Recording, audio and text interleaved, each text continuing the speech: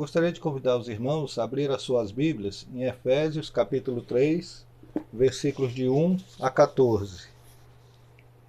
Efésios capítulo 1, versículos 3 a 14, que diz assim: Bendito o Deus e Pai de nosso Senhor e Salvador Jesus Cristo, que nos tem abençoado com toda a sorte de bênção espiritual nas regiões celestiais em Cristo, assim como nos escolheu nele antes da fundação do mundo, para sermos santos e irrepreensíveis perante ele, e em amor nos predestinou para ele, para a adoção de filhos, por meio de Jesus Cristo, segundo o beneplácito de sua vontade, para louvor da glória de sua graça, que ele nos concedeu gratuitamente no amado, no qual temos a redenção, pelo seu sangue, a remissão dos pecados, segundo a riqueza da sua graça, que Deus derramou abundantemente sobre nós em toda a sabedoria e prudência, desvendando-nos o mistério da sua vontade, segundo o seu beneplácito, que propusera em Cristo, de fazer convergir nele, na dispensação da plenitude dos tempos, todas as coisas, tanto as do céu como as da terra.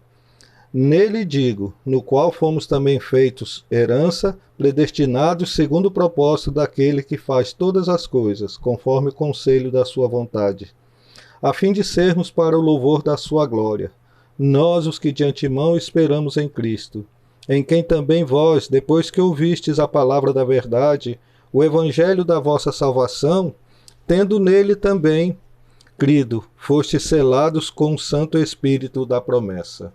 Oremos. Pai, nós agradecemos por este momento em que lemos a Tua palavra e estamos aqui unidos em Teu nome santo e bendito para podermos falar um pouco de Ti e podermos conhecer mais de Ti, Senhor. Derrama sobre nós, Senhor Deus, o Teu Espírito Santo, Senhor, para que possamos sentir cada dia mais que o Teu poder está crescendo dentro de nós e nós podemos ver, Senhor Deus, o que a Tua palavra quer nos ensinar a cada dia. Abençoa, Senhor, a toda a nossa igreja, a todo o seu povo. Abençoa, Senhor, aqueles que confiam em Ti para louvor e glória do Teu nome santo. Livra-nos de todo o mal, Senhor Deus. Em nome de Jesus. Amém, Senhor Deus. Amém. Bom, nós queremos falar hoje sobre as bênçãos de Deus para a nossa vida. E uma coisa interessante é que Deus, Ele é que é a fonte de toda a bênção. É o supremo abençoador de todos nós. O apóstolo Paulo, ele nos fala sobre as bênçãos que recebemos do Pai, do Filho e do Espírito. Então, as bênçãos procedentes do Pai, nós encontramos nos versos 3 até o verso 6, quando nós vemos: Ele nos escolheu, no versículo 4, Deus nos amou e nos escolheu em Cristo antes da fundação do mundo. Ele nos escolheu não por causa dos nossos méritos ou pela previsão da nossa fé. A causa da escolha divina está em seu infinito amor. A fé não é a causa, mas a consequência da eleição divina. Não fomos eleitos porque cremos, mas cremos porque fomos eleitos, conforme está lá em Atos, capítulo 13, no verso 48. Atos 13, verso 48, que diz: Os gentios, ouvindo isto, regozijavam-se, glorificavam a palavra do Senhor, e creram todos os que haviam sido destinados para a vida eterna. Por isso, meus irmãos, nós devemos crer que Jesus Cristo é o Senhor da nossa vida, e que nós cremos, porque Ele creu. Ele colocou em nosso coração. Por isso, meus queridos, nós fomos eleitos e por isso nós cremos. Mas no versículo 5 diz que Ele nos adotou. Deus tirou-nos do império das trevas e colocou-nos em sua família. Temos não apenas o nome do Pai, as riquezas do Pai, mas também a natureza do Pai. Deus nos destinou para sermos coparticipantes da sua natureza. Conforme 1 Pedro, versículo 1, capítulo 1, verso 4. 1 Pedro, capítulo 1, verso 4. 2 Pedro, capítulo 1, verso 4. Pelas quais não nos têm sido doadas as suas preciosas e muito grandes promessas, para que ela vos torneis coparticipantes da natureza divina, livrando-vos da corrupção das paixões que há no mundo. Por isso, meus irmãos, temos que estar sempre atentos ao que a palavra de Deus nos ensina. Ele nos fez coparticipantes da sua natureza e membros da sua família. Nascemos do Espírito, somos novas criaturas, somos cidadãos dos céus, do céu. No versículo 6 diz que ele nos aceitou. Nós não podemos fazer-nos a nós mesmos aceitáveis a Deus, mas ele, pela sua graça, nos fez aceitáveis em Cristo. Essa é a nossa eterna posição. Deus nos vê em amor, através do seu Filho. Por causa da morte de Cristo, fomos transformados de filhos da ira a objetos do amor e do prazer de Deus. Somos assim, a menina dos olhos de Deus, a sua delícia.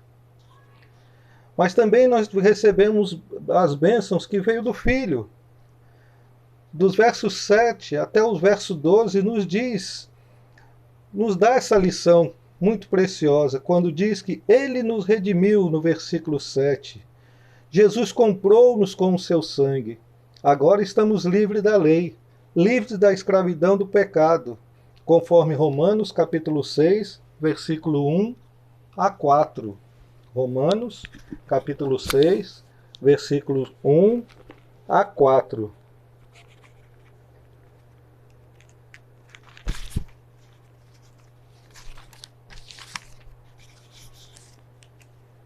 Que diremos, pois? Permaneceremos no pecado para que seja a graça mais abundante? De modo nenhum. Como viveremos ainda no pecado, nós os que para ele morremos? Ou porventura ignorais que todos nós que fomos batizados em Cristo Jesus, fomos batizados na sua morte? Fomos, pois, sepultados com ele na morte pelo batismo, para que, como Cristo foi ressuscitado dentre os mortos pela glória do Pai, assim também andemos nós em novidade de vida. É isso, meus irmãos. Nós vivemos uma nova vida, vivemos em novidade de vida. Por isso, meus queridos, nós estamos livres da escravidão do pecado e livres da tirania do diabo e do poder do mundo. Você desejar pesquisar, pode anotar Gálatas 1, verso 4 e Colossenses, versículos 1, de 13 a 14. Ainda no versículo 7, nós encontramos que ele nos perdoou. Quando Jesus foi à cruz, os nossos pecados foram lançados sobre ele, e sua justiça foi depositada em nossa conta. Os nossos pecados foram cancelados, nosso débito foi pago. Estamos quites com a justiça divina. Nenhuma condenação há mais para aqueles que estão em Cristo Jesus. Nos versos 11 e 12, ele nos diz que nos fez herança. Então, quando ele diz isso, diz que em Cristo nós temos uma linda herança, e em Cristo nós somos herdeiros, mas somos também herança de Deus. Somos importantes para o nosso Pai, somos o corpo de Cristo, o edifício de Deus, a noiva de Cristo.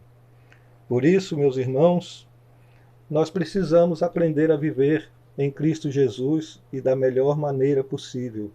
Viver aprendendo e conhecendo mais de Cristo. Nós temos que dizer sempre, mais de Cristo eu quero ser e conhecer mais e mais dele. Mas por último, no versículo 13 e 14, nós também recebemos bênçãos procedentes do Espírito Santo. No versículo 13 diz que o selo tem 3 significados fundamentais. Primeiro, ele fala no final de uma transação. Fomos comprados por Deus. O preço foi pago. Foi o sangue de Cristo. Agora somos propriedade exclusiva de Deus. O selo do Espírito é a garantia de que somos de Deus, segundo a, segundo o selo fala de segurança e proteção. Desculpe a parada. De segurança e proteção. O Espírito habita em nós, concedendo-nos segurança absoluta que somos de Deus. Finalmente, o selo fala de autenticidade. Quando você vai fazer qualquer transação que precisa entrar com uma procuração, uma declaração, é necessário que você vá ao cartório para que seja autenticado e ali seja colocado um selo de autenticação. Todo ano temos que fazer isso quando registramos em cartório